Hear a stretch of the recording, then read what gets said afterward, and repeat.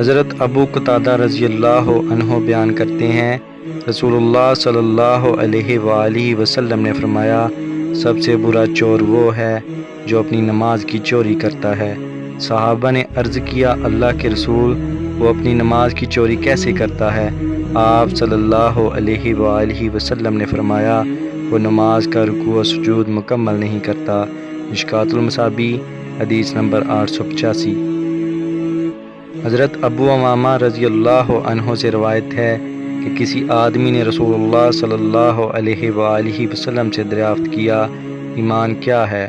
آپ صلی اللہ علیہ وآلہ وسلم نے فرمایا، جب تیری نیکی تجھے خوش کر دے اور تیری برائی تجھے غمگین کر دے تو تو مومن ہے۔ اس نے عرض کیا، اللہ کے رسول، تو گناہ کیا ہے؟ آپ صلی اللہ علیہ وآلہ وسلم نے فرمایا، جب کوئی چیز تیرے دل میں کھٹکے تو اسے چھوڑ دو۔